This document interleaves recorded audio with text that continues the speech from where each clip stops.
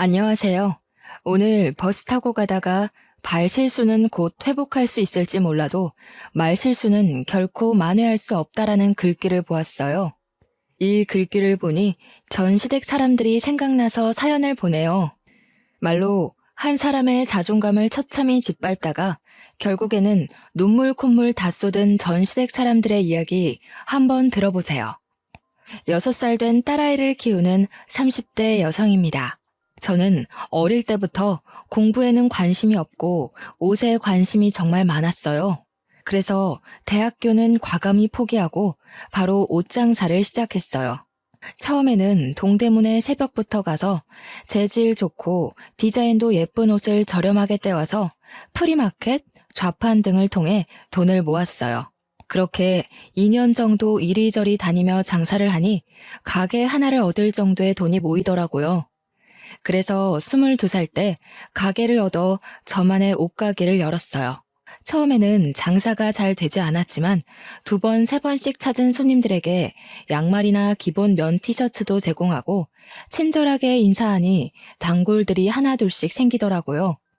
가격도 꽤 저렴한 편이라 입소문이 조금씩 나기 시작하더니 나중에는 한 달에 순이익이 어지간한 중소기업 월급만큼 나왔어요.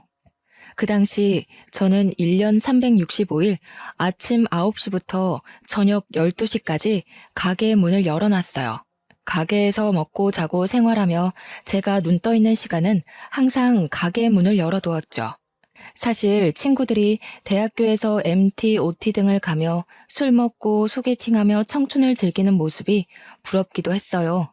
하지만 정말 친했던 초등학교 동창이 보증금이 없어 전전긍긍할 때 제가 선뜻 빌려줄 수 있을 정도로 경제적으로 여유 있는 저의 모습이 너무 대견스러워 나름 만족하며 시간을 보냈던 것 같아요. 그렇게 일에만 몰두하고 산 지 5년 정도가 흘렀어요. 저희 옷가게 옆에 원래 할아버지가 하시던 빵가게가 있었는데 어느 날 그 빵가게가 문을 닫고 신발가게가 들어오더라고요. 신발가게 오픈한 첫날 신발가게 직원으로 보이는 사람이 시루떡을 들고 왔어요. 안녕하세요. 옆집에 새로 오픈한 신발가게 사장입니다. 앞으로 잘 부탁드립니다. 어머, 사장님이세요? 저는 너무 젊으셔서 직원분이신 줄 알았어요. 저도 잘 부탁드립니다. 저는 신발가게 직원으로 보였던 사장님과 그렇게 첫인사를 나누었어요. 키도 크고 외모도 서글서글하니 사람이 좋아 보였어요. 나이도 저랑 비슷해 보이고 떡을 들고 와 인사를 하는 것을 보니 인성도 좋아 보여서 꽤 호감이 갔던 것 같아요. 그렇게 며칠 동안은 서로 인사만 나누며 지냈어요. 그러다가 한 달 정도 지나자 점점 안부 인사도 묻고 이름과 나이를 알 정도로 친해졌어요. 그의 이름은 이경민이었고 나이는 저보다 4살이 많았어요. 혹시 오늘 시간 되시면 저녁 같이 드실래요? 저녁이요? 네. 이렇게 만난 것도 인연이기도 하고 제가 이래저래 도움 많이 받은 것 같아서 밥 한번 사드리고 싶어서요. 오늘 별일 없으면 조금 일찍 마치고 저녁 먹으러 가요. 경민 씨의 제안이 싫지는 않았고 저도 그날은 조금 쉬고 싶어서 알겠다고 했어요. 가게에 들어와 저녁 시간을 기다리는데 이상하게 가슴은 두근두근 뛰고 기분은 좋고 그러더라고요. 설레는 마음을 숨기고 경민 씨와 저녁 먹으러 근처 고깃집에 갔어요. 그곳에서 경민 씨가 살아온 이야기를 듣고 저도 살아온 이야기를 하며 서로 비슷한 점도 많고 통하는 점이 많다는 것을 알게 됐어요. 그 뒤로 종종 함께 점심과 저녁을 먹으며 많은 시간을 보냈고 오빠 동생에서 연인 사이로 발전하게 되었습니다. 우리는 사귀는 동안 한 번도 싸운 적이 없었어요. 경민 씨가 너무 착해서 항상 저의 의견을 잘 들어주며 모든 것을 다 맞춰주었거든요. 본인도 장사하느라 힘들 텐데 저의 투정도 다 들어주었거든요. 그런 모습에 반해 저는 이 남자와 결혼하기로 마음먹고 각자 집으로 인사를 드리러 가게 되었어요. 먼저 우리 집에 경민 씨와 함께 가니 부모님은 평생 일만 하고 노천으로 살 줄 알았는데 이렇게 멋진 남자친구를 만나고 있었냐며 좋아하셨어요. 우리 아이 예쁘게 봐줘서 고맙다고 언제든 결혼한다 그러면 적극 환영이라고 하셨죠. 그리고 다음 주 많이 떨리는 마음으로 경민 씨 집에 인사드리러 갔어요. 경민 씨의 부모님은 저를 반갑게 맞이해 주셨어요. 아직 결혼을 안 한 남편보다 1살 위인 형님은 조금 날카롭게 보이긴 했지만 마음은 따뜻한 사람 같았어요. 음식도 너무 맛있었고 식사 후 정리도 다 같이 하는 모습을 보며 참 화목한 집안이란 생각이 들었어요. 그리고 그런 모습을 보니 빨리 결혼을 해서 이 집의 가족 구성원이 되고 싶었어요. 서로의 집에 방문한 뒤 우리는 바로 결혼 준비에 들어갔어요. 신혼집과 신혼살림, 식장 예약에 스드메 투어까지 해야 할 일이 정말 많은데 경민 씨는 계속 표정이 뚱해져 있더라고요. 요새 무슨 일 있어? 피곤해? 아니, 왜? 우리 지금 준비할 것이 정말 많은데 얘기하면 별 관심도 없어 보이고 피곤해만 보여서. 무슨 일 있는 거야? 사실 말이야. 뭔데? 이야기해봐. 우리 이제 앞으로 같이 살 사람인데 무슨 일이 있어도 같이 풀어나가야지. 안 그래? 사실 나 그동안 모아둔 돈으로는 집 사기 너무 힘들 것 같아서 코인을 투자했거든. 뭐? 코인? 그 뉴스에서 요새 난리난 그 코인? 저는 깜짝 놀랐어요. 사실 저는 주식이나 코인, 부동산에 투자하는 것에 대해 부정적으로 생각하고 있어요. 건전한 투자로 재산을 불리는 일도 있다지만 사실 제 주변에서는 다들 주식이나 코인, 부동산 투자했다가 빚만 지는 경우가 더 많았거든요. 그래서 저는 절대 어디에 투자하지 않고 열심히 일해서 차곡차곡 돈을 모아야겠다고 생각했어요. 그런데 얼마 전부터 코인이 상승세가 되면서 다들 코인을 많이 사더라고요. 저 역시 모아둔 돈도 있고 해서 코인에 투자할까 살짝 생각했지만 언제 폭락할지 모르니 투자를 하지 않았어요. 그런데 그때 경민 씨는 저 몰래 코인에 투자했던 것이죠. 그럼 얼마나 잃은 건데? 일단 내 여윳돈의 반토막. 미안해. 정말 너랑 예쁜 신혼집 살려고 만든 돈인데 이렇게 어이없게 날려서. 내가 입이 10개라도 할 말이 없다. 그런데 내 나름대로는 너랑 잘 살아보고 싶어서 그런 거니 조금만 이해해주라. 정말 미안해. 저는 사실 정말 화가 많이 났지만 그래도 저랑 같이 잘 살아보고 싶어서 그런 거라니 화를 꾹 참았어요. 그럼 우리 집이랑 혼수장만은 어쩌지? 일단 네가 모아둔 돈에 약간 대출 껴서 집 장만하고 혼수는 내가 있는 돈 조금 보태서 사자. 정말 미안해. 근데 코인이 폭락하다가도 다시 오른다고 하니까 조금만 기다려봐. 코인 다시 오르면 바로 다 빼고 2번 다신 이런 짓 안 할게. 이미 돈이 나갔는데 어쩔 수 없지 뭐. 대신 앞으로는 절대 코인이나 주식하지 말기다. 알았지? 결국 제가 모아둔 돈으로 신혼집을 마련하고 혼수도 거의 다 제 돈으로 마련했어요. 그래도 결혼이 후회되지는 않았어요. 남자친구의 가족은 여전히 정말 화목해 보였고 그런 분들이 제 시댁 식구라면 당장 나에게 돈이 없어도 평생 행복하게 살 수 있을 것 같았거든요. 이렇게 우리는 결혼을 하고 허니문 베이비로 바로 아이가 생겼어요. 아이가 생겼지만 결혼으로 인해 많은 돈이 지출되었기에 몸이 힘들어도 꾹 참고 일을 할 수밖에 없었어요. 매일 아침 9시부터 저녁 10시까지 가게에서 일하고 일주일에 한 번씩은 의류 도매 매장에 새벽부터 가서 옷을 대량으로 구매해 오곤 했어요. 그렇게 무리를 하니 결국 아이가 유산이 되어버렸어요. 참 마음이 아팠어요. 그깟 돈이 뭐라고. 이렇게까지 몸을 힘들게 혹사해서 내 아이를 잃었나 하는 죄책감과 슬픔이 이루 말할 수가 없었죠. 슬픔에 일도 하기 힘들고 무기력해져서 가게 문도 일찍 닫을 때가 많았어요. 하루는 멍하니 누워있는데 시어머니한테 전화가 왔어요. 나다. 뭐 하고 있어? 집에서 잠깐 쉬고 있었어요. 그래? 하긴 아이 유산도 출산과 똑같다던데 좀 쉬어야지. 근데 너 몸이 너무 약한 것 아니냐? 아니에요. 저 몸 나름 건강한데 옷가게 일을 조금 무리하게 해서 그런가 봐요. 아니, 나 때는 임신 초기부터 막달까지 반 메고 집안일하고 시어른 병시종까지 다 들어도 건강하게 아기 잘 낳았는데 넌 뭐 그깟 가게 일 좀 한다고 그렇게 유산이 되니? 옷가게이지만 물건도 많이 들고 해서 힘들었나 봐요. 그깟 옷 몇 장이 얼마나 무겁다고. 옷보다 우리 아들이 하는 신발이 더 무거우면 무겁지. 말이 되는 소리를 해라. 아무튼 쉬어라. 안 그래도 유산돼서 속상하고 마음이 아픈데 툭툭 내뱉는 시어머니의 말은 저의 가슴을 더욱 후벼 팠어요.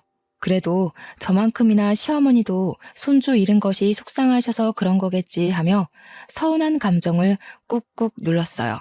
그 후 몸을 추스르고 한 달 정도 지나니 다시 아이가 생겼어요.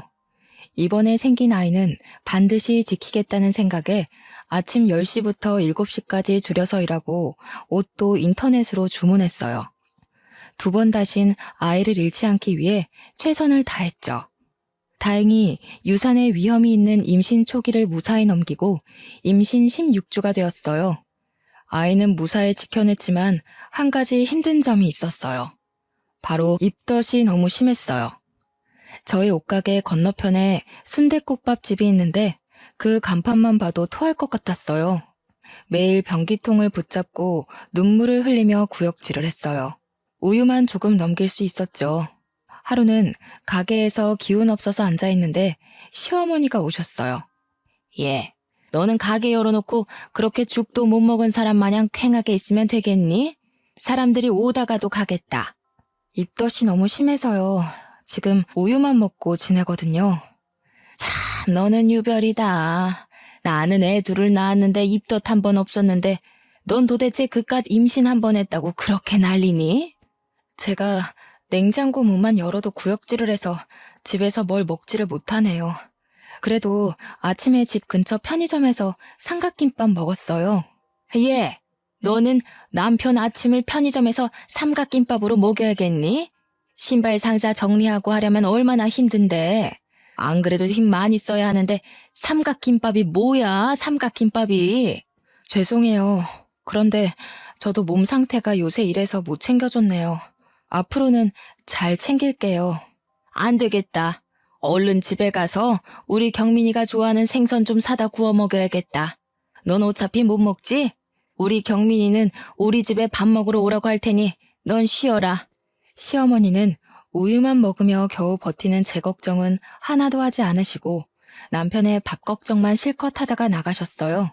그날 밤 시댁에 다녀온 남편의 몸에서 나는 생선구이 냄새가 너무 역하게 느껴졌어요. 남편이 샤워하고 입었던 옷을 다 세탁기에 돌려도 도무지 속이 진정되지 않더라고요. 결국 저는 밤새 화장실에서 변기통을 붙잡고 구역질을 하느라 잠을 한숨도 못 잤답니다. 지독한 입덧은 막달까지 계속되었어요. 그래도 뱃속의 아기는 쑥쑥 잘 자라 무사히 출산했어요. 시부모님도 손주, 그것도 아들이 태어났다고 좋아하셨어요. 아이의 이름은 시부모님의 뜻대로 준혁이라고 짓고 조리원에서 집으로 돌아왔어요. 우리는 준혁이 100일 정도까지 옷가게 문을 닫고 제가 직접 돌보기로 했어요. 아직 목도 가누지 못하는 갓난아기를 어린이집에 보내기도 좀 그렇고 친정은 부모님 두 분 다 일을 하셔서 바쁘시고 시댁은 시어머니께서 집에 계시지만 1시간 정도 되는 거리라서 매일 준혁이를 데리고 왔다 갔다 하기에는 조금 무리가 있었거든요. 그렇게 집에서 준혁이와 시간을 보낸 지 한 달 정도 지났을 때였어요. 이제 슬슬 여보 가게도 문 열어야 하지 않아? 언제까지 문 닫고 있을 수는 없잖아. 그렇긴 하지. 근데 준혁이를 어린이집에 맡길 수도 없고 어디 마땅히 맡길 만한 곳도 없는데 어쩌지? 그래서 말인데 우리 부모님이 지금 사시는 집을 전세로 내놓고 큰 집으로 이사하실 생각이신 것 같던데 이참에 우리 집 근처로 이사 오셔서 준혁이를 봐주시는 건 어떨까? 뭐 같이 살자는 것도 아니고 준혁이를 봐주시면 나야 감사하지.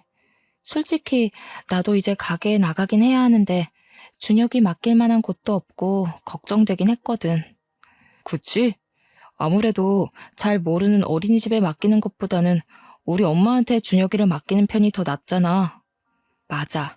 근데 우리 집 근처에 시아버지, 시어머니, 형님까지 다 사실 수 있는 넓은 평수가 있어. 마침 건너편 아파트에 평수 넓은 집이 급매로 나왔더라고. 그럼 엄마한테 전화해서 거기로 알아보라고 해야겠다. 남편은 곧장 시어머니께 전화를 걸어 급매로 나온 아파트를 알려주었고, 다음 달 시부모님과 형님은 우리 집 건너편 아파트로 이사를 오셨어요. 일주일 뒤 준혁이를 맡기고 저도 오랜만에 옷가게 문을 열었어요. 거의 석 달 가까이 가게 문을 열지 못했더니 가게 구석구석 먼지가 뽀얗게 쌓여 있었어요.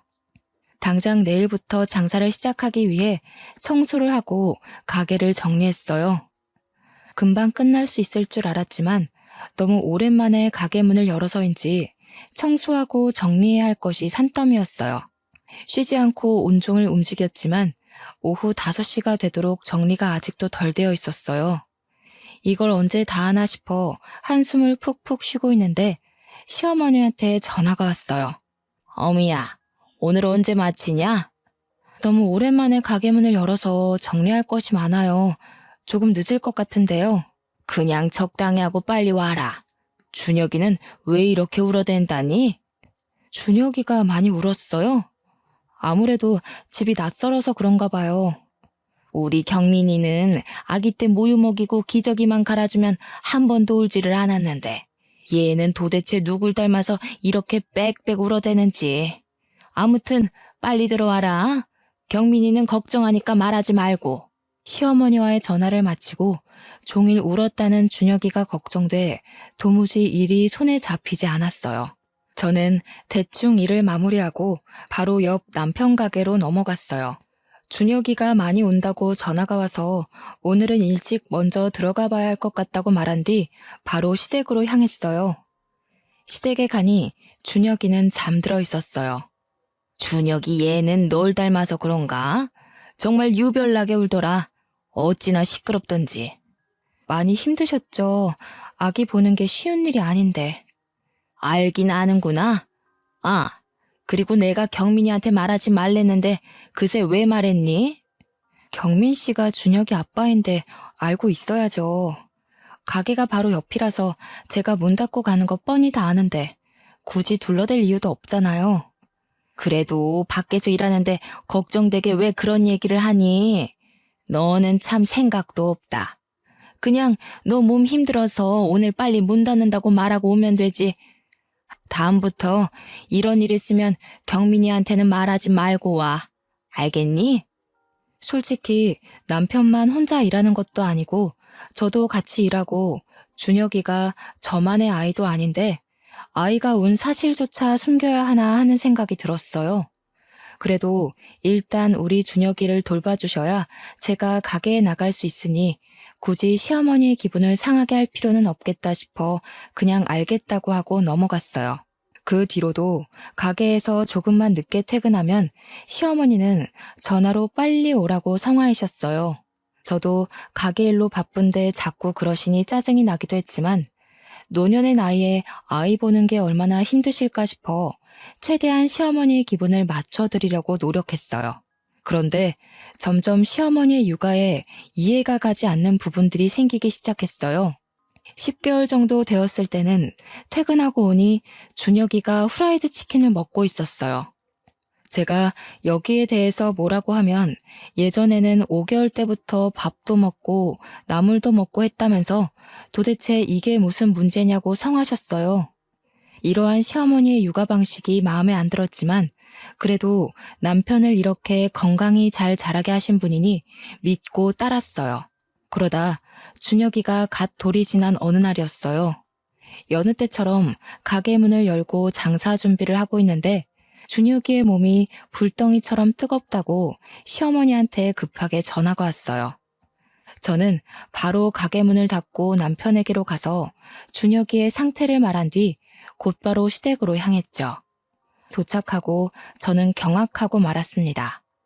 바로 시어머니가 준혁이의 엄지손가락을 따버렸고 준혁이는 엉엉 울고 있었더군요.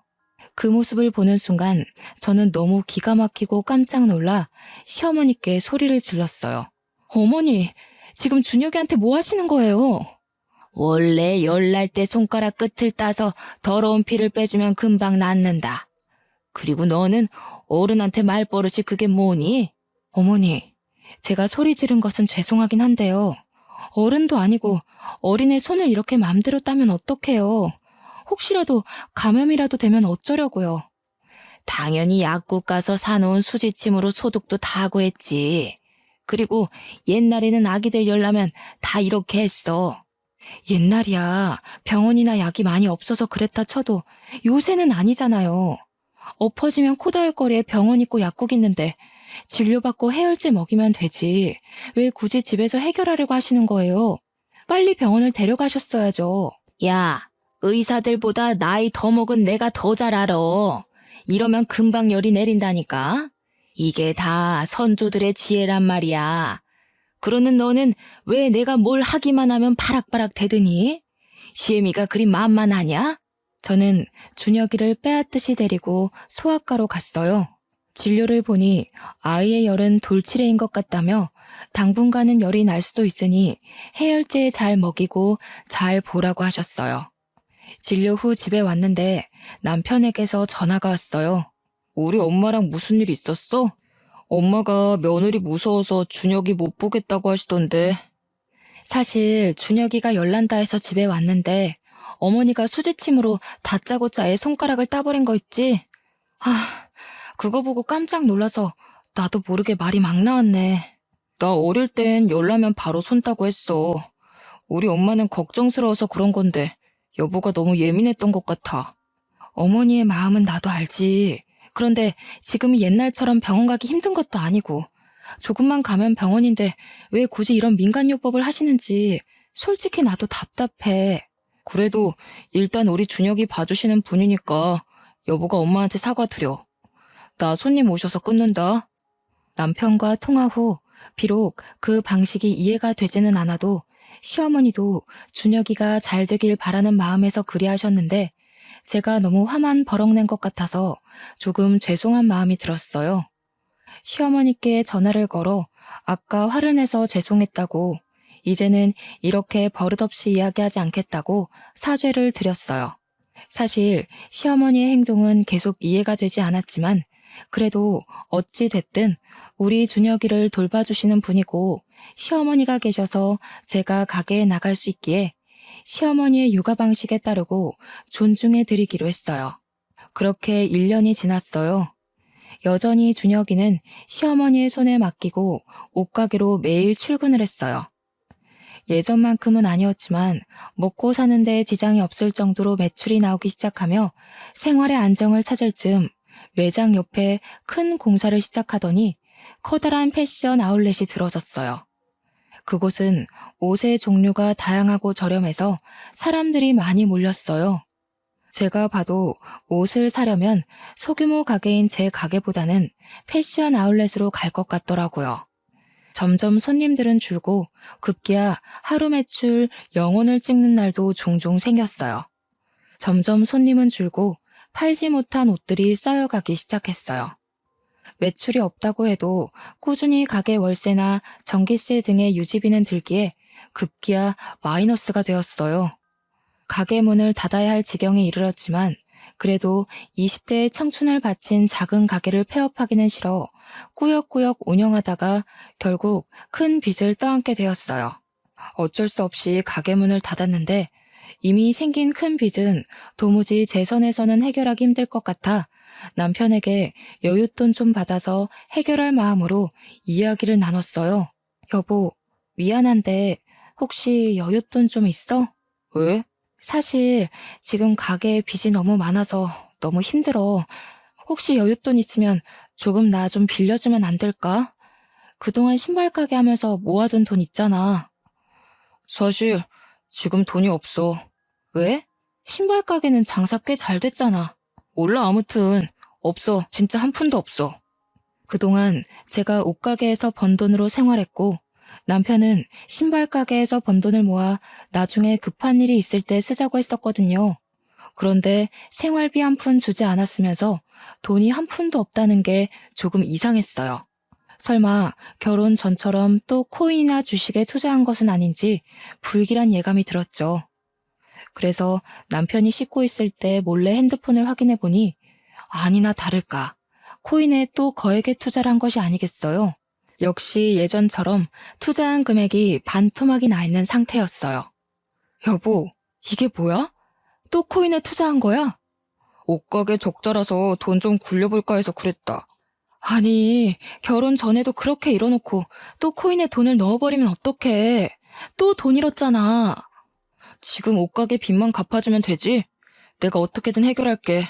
그리고 코인으로 반토막 난 것도 반드시 원상복구할 거야. 그니까 성질 좀 내지 마. 아우 귀찮아.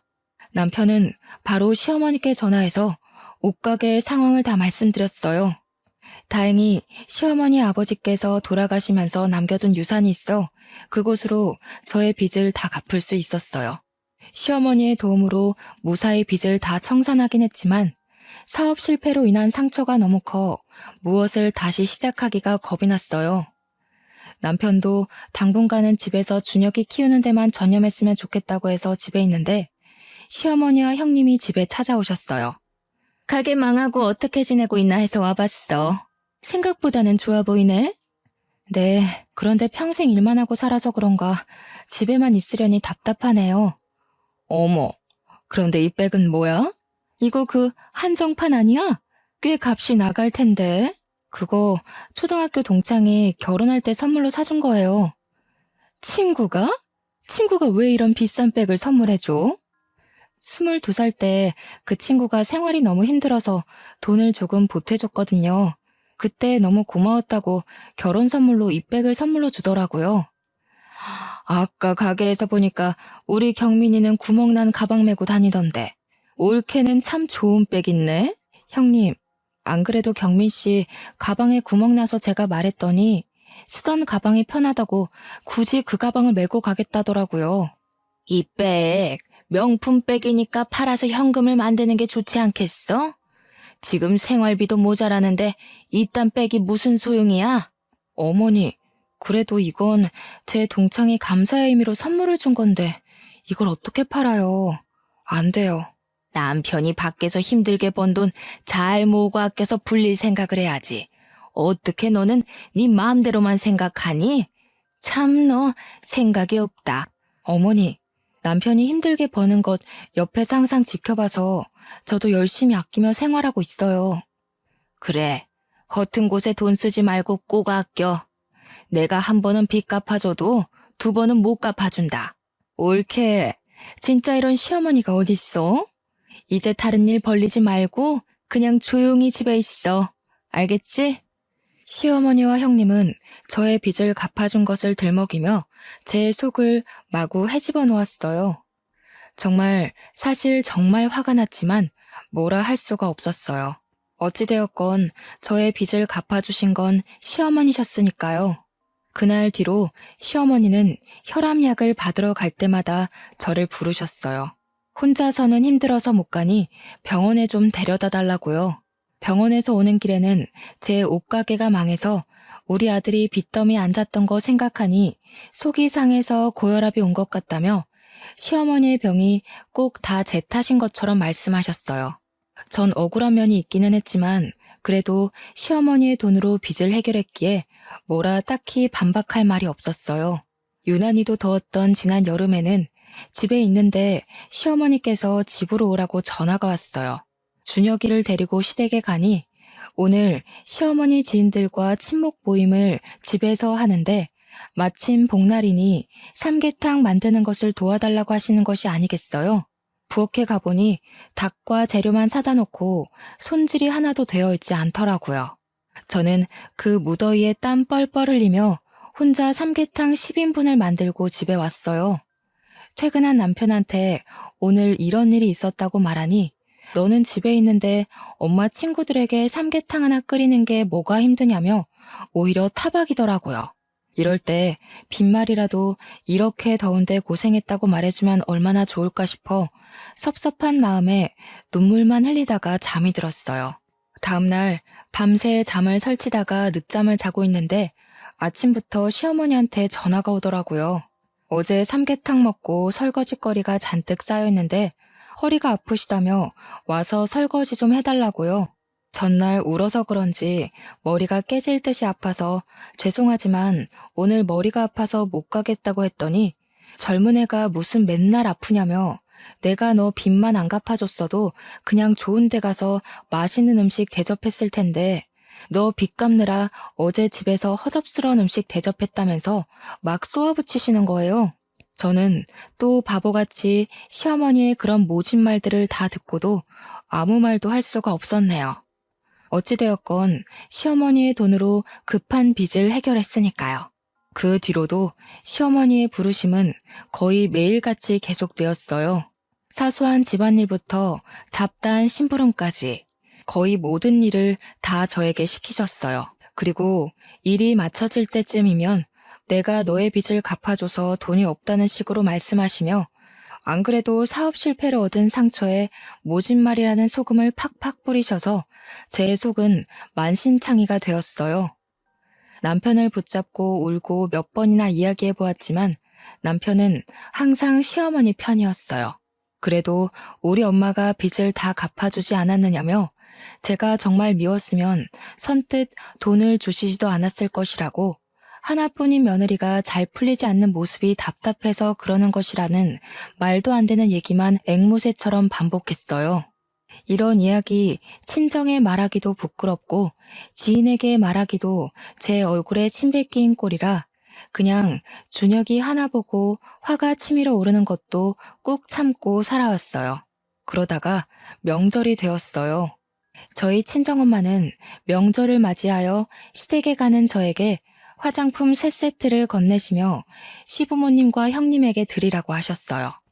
나름 금가루도 들어가고 꽤 비싸 보이는 제품이었죠. 어머니, 아버지, 형님, 저희 엄마가 명절이라고 화장품 준비했어요. 보내주신 것이니 잘 쓰긴 하겠다만 솔직히 화장품 난 별로던데. 이거 딱 봐도 싸구려네. 아니, 피부 트러블이라도 나면 어쩌려고 이런 화장품을 보내셨대? 나도 화장품 잘 안 쓰는데 이거 사돈한테 미안해서 어쩌나. 참 쓸데없는데 돈 쓰는 것은 엄마나 딸이나 똑같네. 화장품 버리기도 힘든데 왜 이런 걸 사셨대? 그러게나 말이다. 딸은 사업 망해서 내 돈으로 빚 갚아. 엄마는 쓸데없는데 돈 써. 너희 친정은 참 돈 관리를 못하는구나. 에이, 다들 그래도 너무하네. 장모님이 생각해서 보내신 건데 그래도 한번 써봐. 금가루도 들어가고 좋아 보이네 뭐. 어찌 됐건 보냈으니 잘 쓰긴 하마. 옆집은 사돈이 한우를 보냈다던데 우리도 그런 거나 보내지 쓸데없는 화장품은 무슨. 엄마가 고심해서 고른 선물을 보시며 다들 좋지 않은 소리를 하시니 기분이 상했지만 명절이기도 하고 시어머니의 돈으로 빚을 갚은 것이 틀린 말도 아니니 뭐라 할 수가 없었어요. 예, 이번 명절에는 우리 음식을 만들어서 먹자. 그래도 명색이 명절인데 음식을 해야 하지 않겠니? 원래 저희 시댁은 명절 때 제사가 없고 그냥 우리끼리 서로 좋아하는 것을 시켜 먹었어요. 괜히 요리하며 일 벌리면 누군가는 분명 힘들어져서 명절이 싫어진다고요. 그런데 갑자기 저에게 올해는 음식을 장만하자는 것이에요. 엄마, 무슨 음식을 장만해? 우리 원래 매년 시켜 먹었잖아. 너는 맨날 일하니까 쉬고 나랑 네 마누라가 요리하면 돼. 가만히 있자. 시아버지는 김치전 좋아하고 우리 딸은 육전을 좋아하고 우리 아들은 배추전을 좋아하니까 이 3개 다 해서 먹자. 무슨 부침개를 3개나 만들어.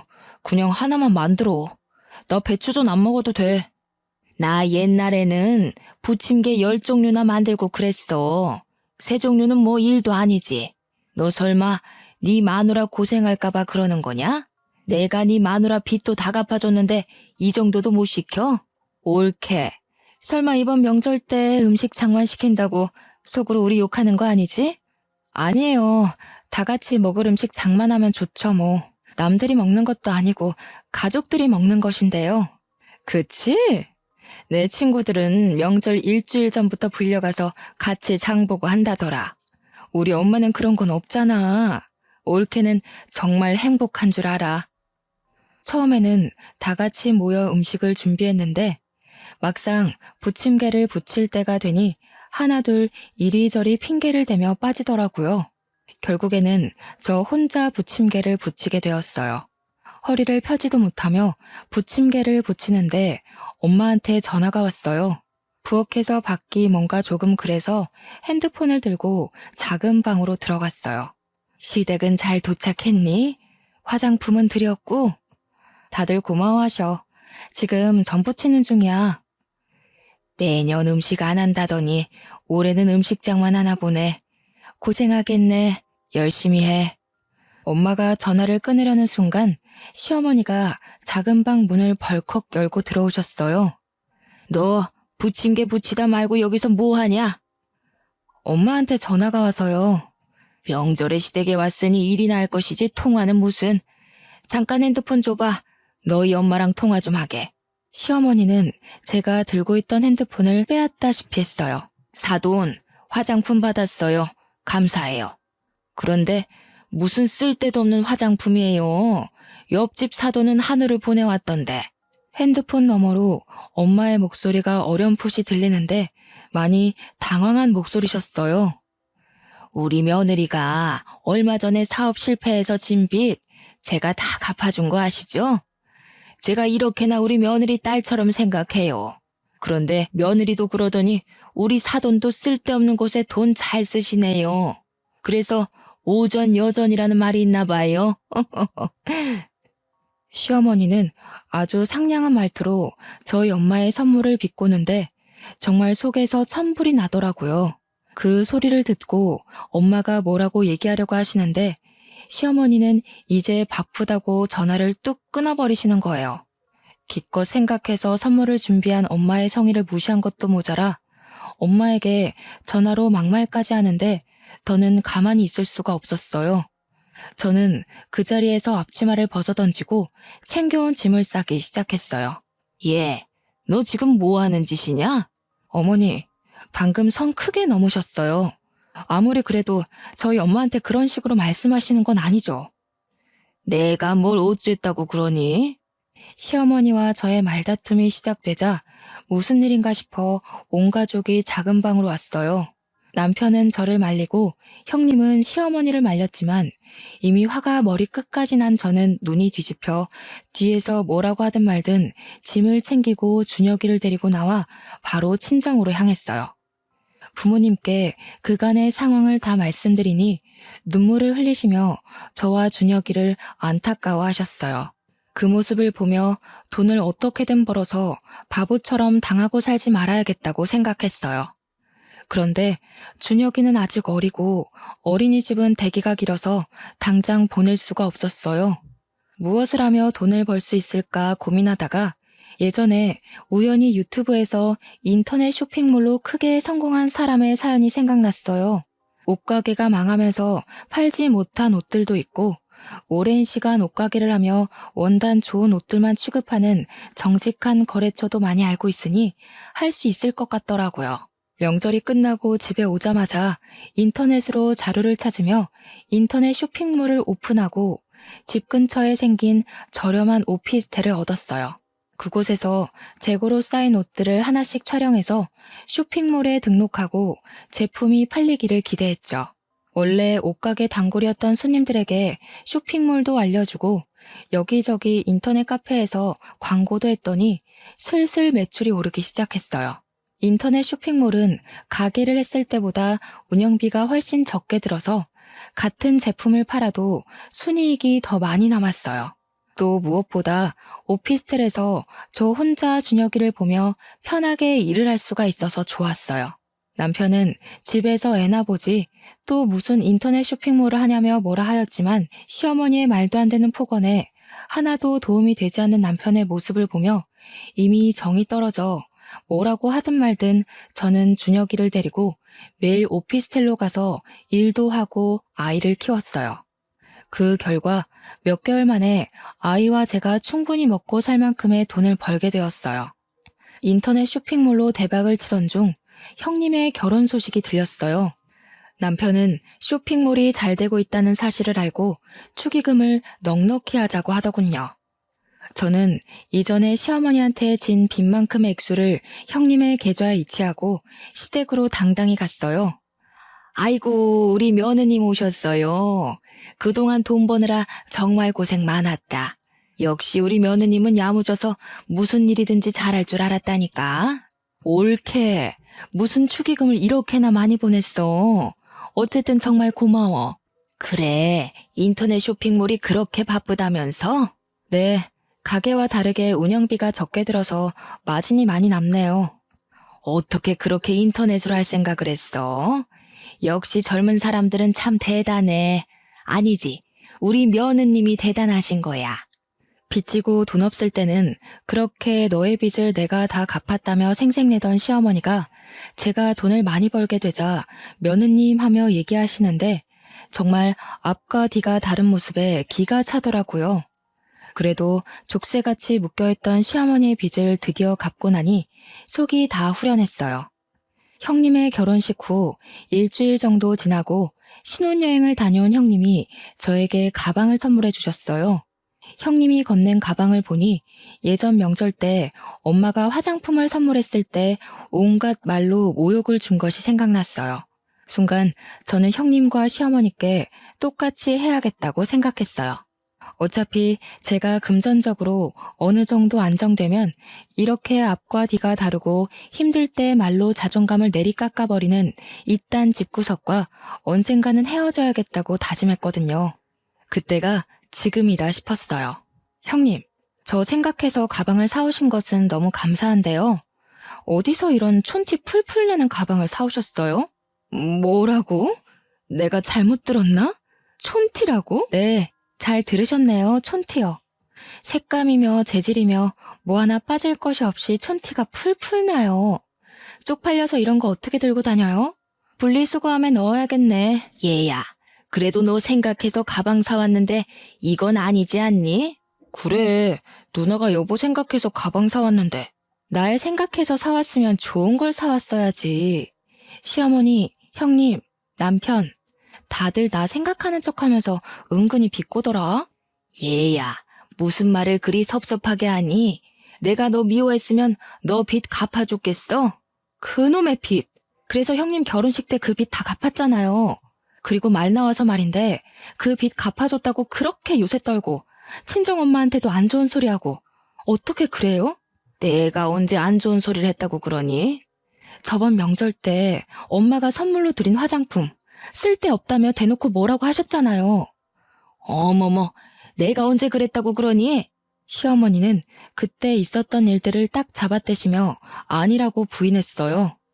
저와 시어머니가 서로 큰 소리로 싸우고 있을 때 남편은 이러지도 저러지도 못하고 가운데에 서서 저와 시어머니 눈치만 보고 있더라고요.